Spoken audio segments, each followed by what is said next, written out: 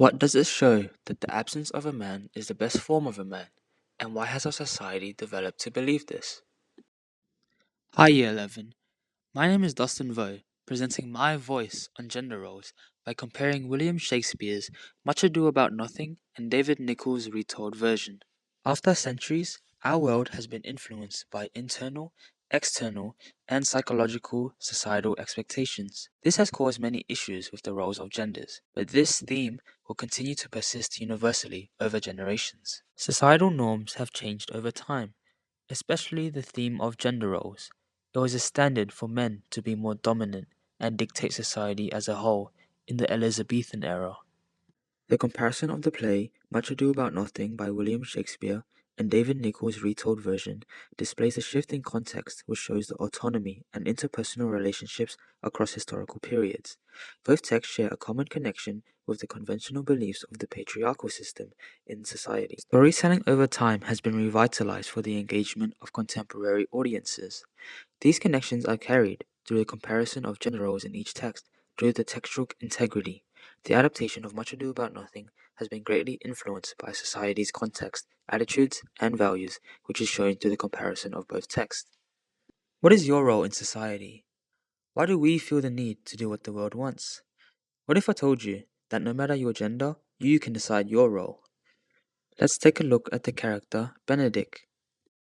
In Shakespeare's Much Ado About Nothing, Benedict is a character who portrays a typical male of the Elizabethan era through his masculinity. Benedict makes a comment to Beatrice stating, "I would my horse had the speed of her tongue, and so good a continuer, but keep your way a God's name I have done." The metaphor emphasizes the rapidity and effectiveness of Beatrice's speech. Benedict's comment shows admiration, but frustration for Beatrice's intelligence, which not only praises her, but criticizes the societal constraints placed on women. The biblical reference to God could be a plea or appeal, asking Beatrice to continue her way with God's blessing or by divine will. This interpretation would suggest a respectful or even deferential tone towards Beatrice's actions or words.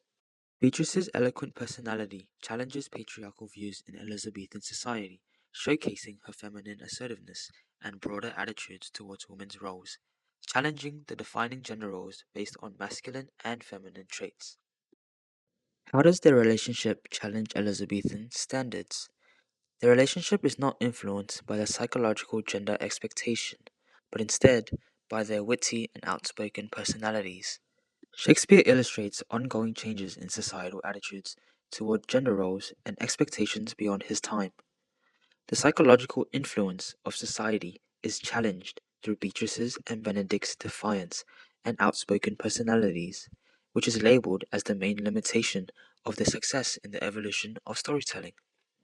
David Nicholls' Much Ado About Nothing 2005 contrarily highlights the dominance of females through Beatrice, focusing on the change in gender roles and expectations in society.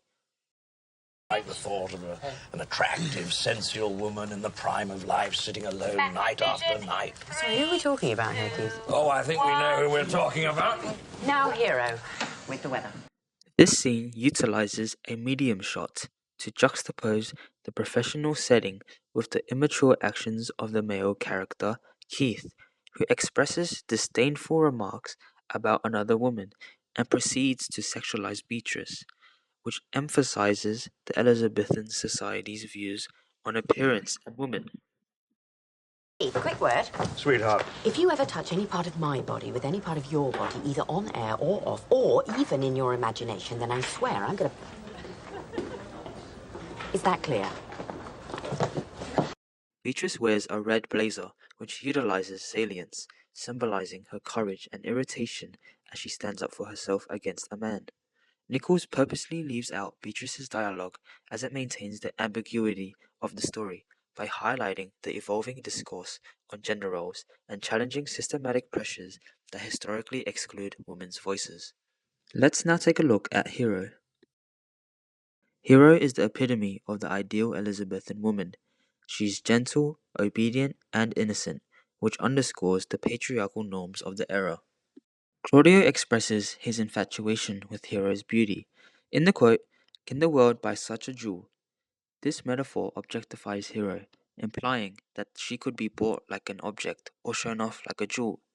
This is from the influence of the Elizabethan notions, where women were measured based off their desirability. Shakespeare's use of the objectification foreshadows Claudio's true intentions with Hero and why he intends to marry her. This displays societal worth, emblematic of the objectifying gaze pervasive in Elizabethan storytelling. Her innocence in the original version is influenced by the systematic pressures of society. However, in the retold version, towards the ending, she begins to realize how much control she has in the relationship, which leads to her making her own decisions. Elizabethans prioritized social status over love, leading to a traditional marriage between Claudio and Hero. However, modern adaptations challenge these traditional roles as Hero stands up for herself, highlighting the importance of social status.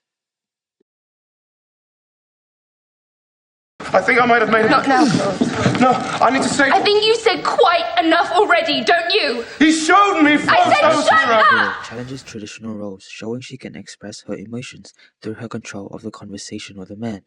Hero's aggressive tone and forgiveness are scrutinized as society evolves, reflecting the evolution of views on women.